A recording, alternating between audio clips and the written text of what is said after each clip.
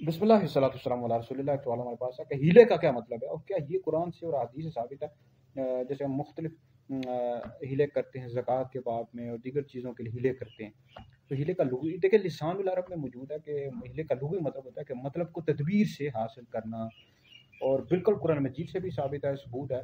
बखूस बियाती का दिखसन फद्र बिही वला तहनस की हज़रत सैयदना यूब अलैहिस्सलाम ने किसी बात पर अपनी बीवी को 100 कोड़े मारने की कसम खाई। अल्लाह रब्बुल इज़्ज़त ने दोनों की आसानी के लिए ये हुक्म इरशाद फरमाया, बखूस बियाती का दिखसन फद्र बिही वला तहनस। जरा मिशका शरीफ में हदीस तवील मौजूद है कि नबी करीम अलैहिस्सलाम ने फरमाया कि ये बरीरा के लिए सदका हमारे लिए हदिया है। तो ये हीले के बाब में बिल्कुल ये असल हदीस है, मौजूद है। इस ज़कात के बाब में हीला किया जाता है कि अगर किसी को आपने ज़कात देनी है, मालिक बना दिया आपने किसी को, और आप किसी और को देना चाहते थे, मतलब जो ज़कात का मुस्तहिक नहीं था, तो आप उसको मालिक बना दें, फिर अपनी मर्ज़ी से उसको दे दें। पहले उसको मालिक बना दें शरीफ फ़कीर को, फिर अपनी मर्ज़ी से उसको दे दें, तो ये हीले में आ जाता है। तो ये कर सकते हैं हीला। इस तरह मदारिस के लिए किया जाता है, दीगर चीज़ों के लिए किया जाते हैं हीला।